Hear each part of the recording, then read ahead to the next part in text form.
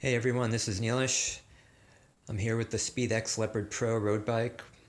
Earlier I did a quick fit assessment with me on the bike, but I thought let's come back to it and revisit the bike itself and talk about it a little bit more. Today I'm going to talk about the frame in particular. Talking about some of the aerodynamic qualities of it and just some of the other design aspects built in. So it's an all-carbon frame and fork.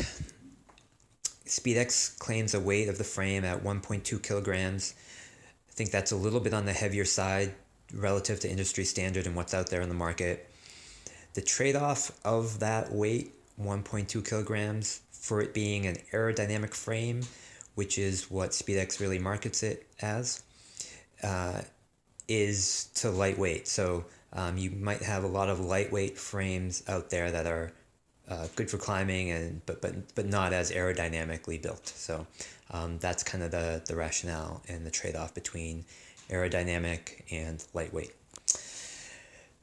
So let's take a better look. Let's look at the front, since again it's kind of an aerodynamic bike. So let's look at this front profile, if you will, and get into some of the. Let's start with the tube shaping, right? So here we have the front end. The head tube has nicely rounded, a little bit chunky. We can talk about that in a minute, but it kind of tapers off back here as like a fairing.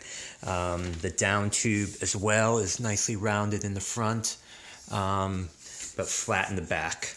And similar with this seat tube, rounded in the front, but we see that it's flat in the back as well down here. And just on that point, let's look a little bit closely at this down tube and the seat tube where the wheels are. You can see that I think there's a little bit of a curvature in the down tube to accommodate the arc of the wheel. Similar here, it's pretty pronounced, a curvature in the seat tube to accommodate the wheel spinning through. So that tries to minimize, I think, the distance between the wheel spinning and the tubing itself. So there's less disruption of airflow in there, and the airflow kind of just generally goes straight across as opposed to getting caught up and causing some disruption there. So that's that. Since we're here, let's take a look at the other design principles. Now this bike is built up with Shimano Ultegra Di2, with the exception of the brakes. So looking from the front of this bike, this view might be familiar to folks who ride disc brakes, disc wheels. Normally you would see a caliper here with brakes. Disc brakes would be down here, but here we have neither of those. Instead we have these brakes that are hidden behind the fork. So these are TRP direct mount brakes.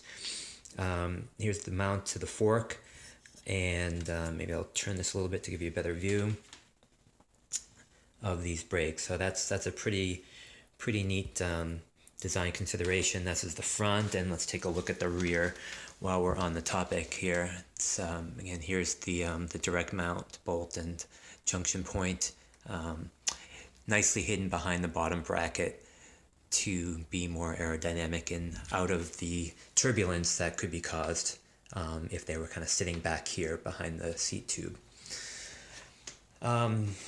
So talking about the seat tube, we can look at the seat stay, which is this tubing here that goes from the top of the seat tube down to the rear axle. And normal traditional geometry has this seat tube kind of juncture point up here at the top of the seat stay, junctioning at the top of the seat tube. But here it's dropped down quite a bit. So again, since there's no brake here, there's an opportunity to lower this, change the geometry, and reduce any turbulence and drag that's caused by airflow behind this seat tube. So that's another neat design consideration. Going back to the head tube for a second, it does look a little chunky. I think there's a reason for that. One, I think they were trying to make the bike a little bit on the stiffer side. Two, again, it's kind of an aerodynamic taper, so kind of a fairing quality to it. But most importantly, three, the hidden design feature of this bike are the invisible cabling and wires throughout the configuration. So you don't see any in this picture, pretty much because they come from either the brake cables or the shifting wires come through the handlebar, integrated in the handlebar, across through the stem, down the spacers, into the head tube, and then distributed from there. So we've got the front brake here, obviously, and then the rear brake plus the shifting cables and wires down the down tube. So presumably everything comes down here, kind of around the steer column, and distributed appropriately. Another concept that they incorporated is that, again, this is built in this configuration, but they wanted to provide a way to repurpose the frame if you wanted to use it for some other need later on. So if you tore it down and built it back up again, you have the choice through these grommets here and they have additional inserts here that will accept cables coming externally. So you could have a completely different, use this frame, but have a completely different build with external cables coming from your handlebars externally, and then dive back into the frame at this point, and then do their purpose further down. Another quick look here in terms of this frame. So because they have Di2 electronic shifting, there's a need for a battery to power these motors. And that battery is housed beneath this panel, which is kind of just through a hex bolt can be accessed. So the Di2 battery is in this down tube right here. While we're here, let's take a look at this bottom bracket. It seems chunky in a good way, as if it would be pretty stable and provide a good power transfer from the pedals. So what else can we talk about? Let's go to the chainstay, which are these, which go from the bottom bracket to the rear axle, and the chainstays. The non-drive side, you can see here that there is a sensor built in, and on the inside and one on the outside as well, and those are to measure. Those are Ant Plus enabled sensors with magnets on the wheel spokes, as well as a magnet on the it's a little bit hard to show here, but on the here it is on the axle, on the crank, sorry, to pick up those sensors for speed and cadence.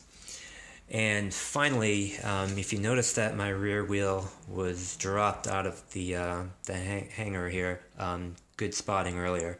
I did that to actually show you one other aspect, which I think is kind of important.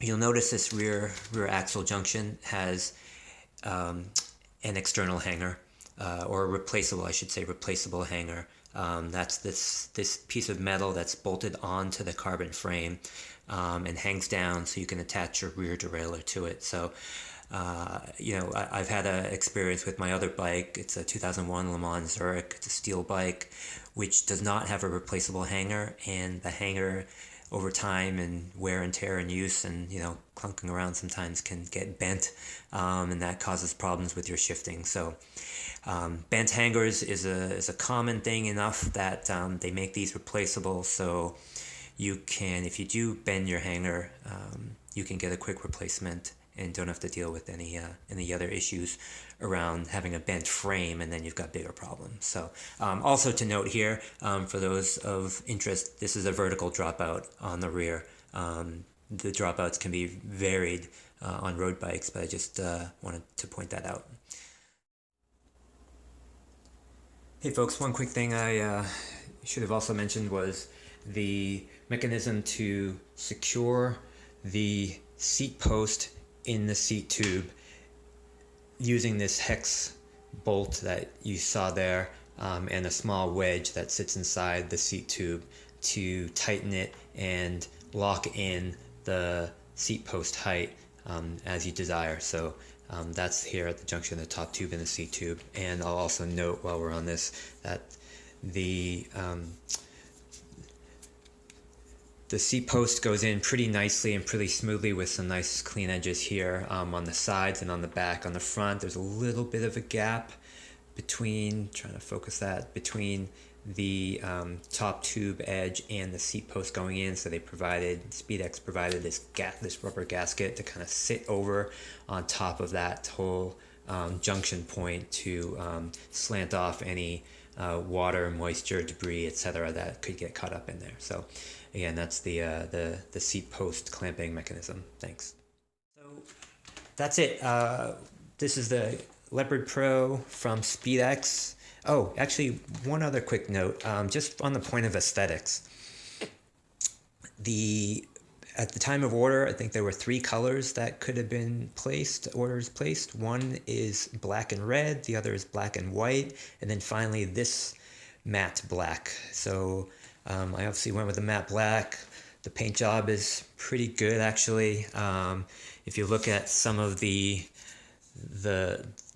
lettering on the bike itself, you can see, as I try and focus here a little bit better, you can see that I actually can feel the raised letters, but I can't scrape any of them. So maybe there's a clear coat or something. But anyway, the matte black is pretty sleek. It takes a little bit of oil and fingerprint kind of from your hand, so it might need to be cleaned a little bit better on that front.